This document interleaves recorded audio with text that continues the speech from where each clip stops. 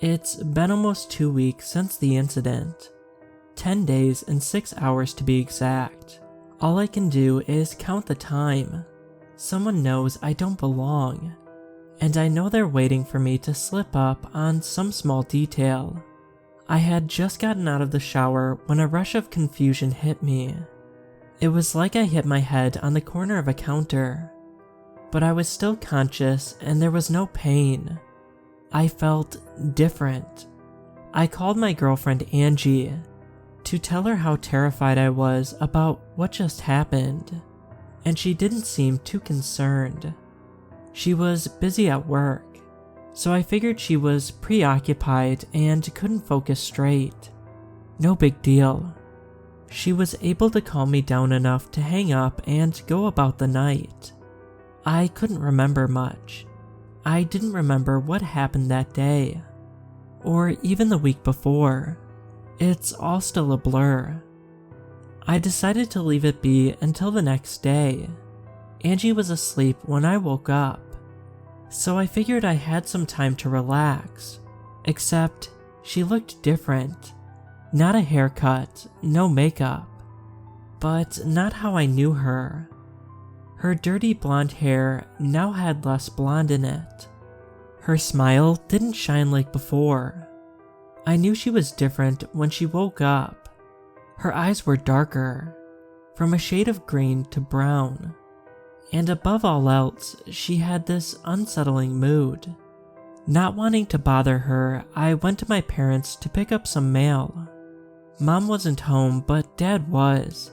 Cheery as always, he hugged me when I walked in, and he was different.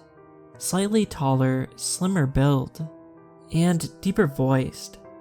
Hey, he's been working out lately, and it seems to have paid off. We talked for a bit before Mom walked in, and when she saw me, I watched her eyes grow wide as she stuttered through her sentence. She knew I was terrified. I didn't bring up the incident, and after her initial shock, Mom carried on. I could immediately tell her differences. She was shorter, her voice lighter, and her hair was a light brown compared to her almost black hair from before. She had this unsettling stare towards me that no one else noticed. She knew that she couldn't tell anyone. My dad and brother were thankfully oblivious to the heavy air that had settled into the house.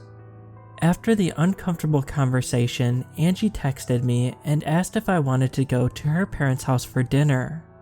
I shot a quick sure text back, before saying goodbye to my parents and quickly leaving.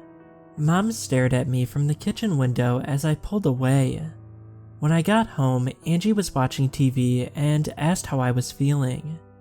If I would have been honest and told her, I probably would have been involuntarily submitted to a mental hospital. Who would believe anything I saw if I told them? I told her I was feeling better, though I still couldn't remember much. I brushed it off, hoping she wouldn't push it too much, and she didn't. When we got to her parents' house, they opened the door and welcomed us. Her parents had changed exactly opposite of mine. Her dad was shorter, had put on a little weight, and lighter voice. Her mom was taller, voice deeper, and darker hair. After going inside, I felt so out of place. Her family went on about their day, while I sat there visibly uncomfortable. Angie's dad asked if I was alright, and I told him I was sore from work. The subject was dropped as we continued on with the night. When we arrived back home, Angie went to the shower as I sat down to really examine our apartment. Every piece of furniture, wall objects, and even the flooring had shifted slightly. It was here I finally realized it could have been an effect from me hitting my head on something at work. The weird thing is, I hadn't hit my head on anything in months. After Angie got out, I hopped in, hoping to reverse the horrible day. Once out of the shower, I felt better and ready to forget the delusion I've been in. I laid down to the first rest that lasted longer than 4 hours, only to wake and realize I was still in this nightmare. My mother keeps calling me, asking me to come over for impractical tasks. She seems to be getting more and more adamant that I go over there. I agreed to go over the next day after work, just to stop the questions. I got to my parents' house and my mom was the only one home. Nervously, I asked what she needed help with. She told me something that was going on with her stove, and asked if I could help move it out.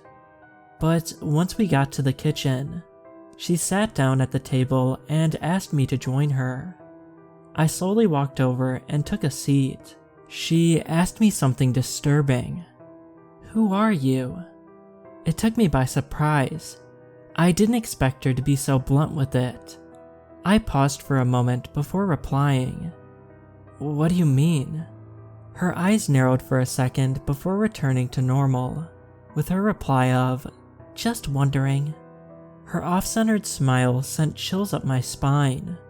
We proceeded with pulling the stove out so she could retrieve whatever it was that she lost, and I went on my way home.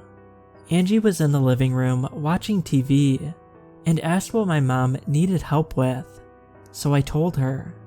Of course, I didn't mention the weird conversation, but she knew I held back and didn't push any further. Everything continued on as normal before bed, and once we were laying next to each other, I caught Angie staring hard at me. Blank expression, no smile, almost like she was looking right through me. I don't know if I'll last much longer here, and Angie is starting to get suspicious of me too.